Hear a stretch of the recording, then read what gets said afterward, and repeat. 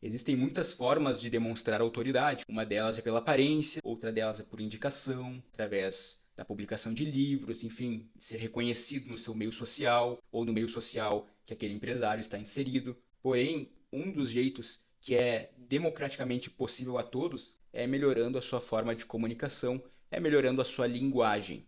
É necessário saber o que é um balanço patrimonial, é necessário saber o que é uma DRE, é necessário saber o que é uma EFD contribuições. Você por acaso sabe qual que é a relação entre a taxa básica de juros e a inflação?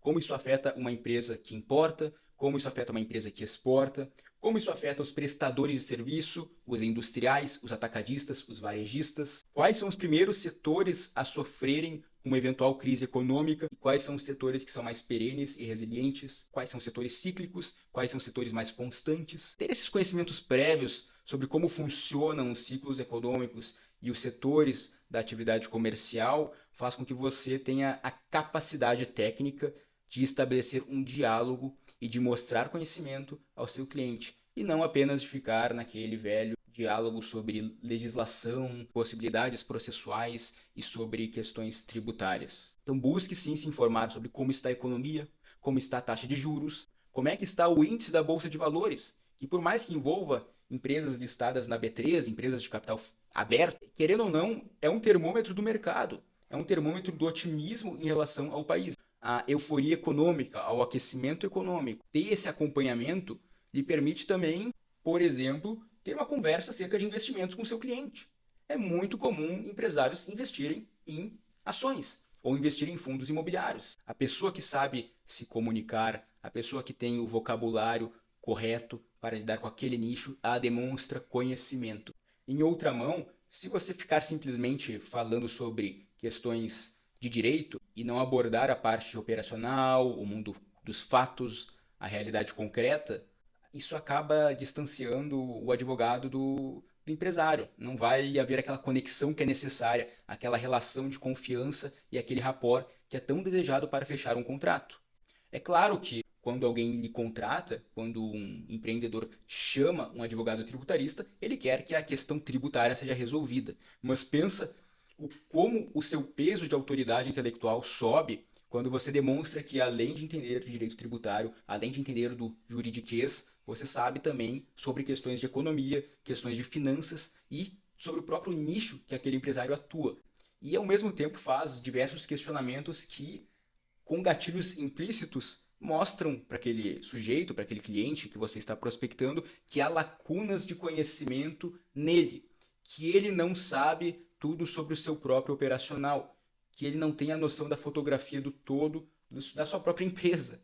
Isso naturalmente desperta a sensação de necessidade de que ele precisa de alguém para assessorá-lo. A ideia de conduzir a reunião pode ser concretizada através do simples uso de perguntas.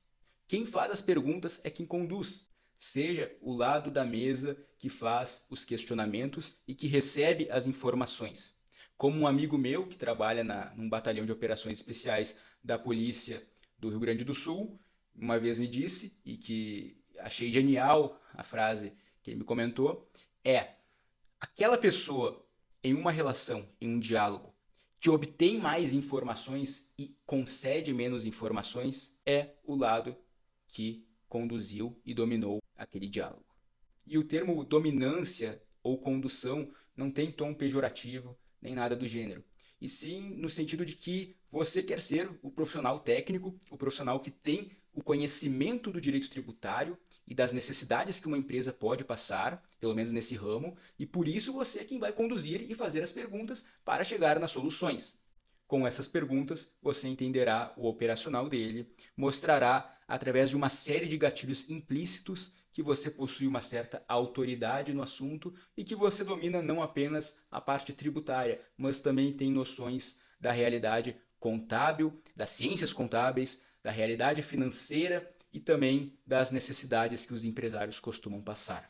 Lembre-se, a sua missão numa primeira reunião ou numa primeira conferência é coletar o máximo de dados o possível. Você quer conhecer o cliente e se aproximar dele, entender o que ele vivencia e poder estreitar laços e firmar uma relação de confiança, mas principalmente mostrar autoridade no assunto. pois só assim ele irá lhe ver como alguém que ele pode confiar e principalmente escutar, ter como seu assessor, como seu braço direito naquilo que tange o fiscal e o tributário. Afinal, sendo advogado ou sendo advogada de uma empresa, é justamente essa segurança jurídica e econômica que você quer proporcionar. E essas perguntas lhe permitirão justamente que você mapeie toda a situação da empresa e ainda demonstre essa autoridade intelectual e essa capacidade de sondar e fazer as perguntas certas de modo cirúrgico e descobrir as informações mais pertinentes.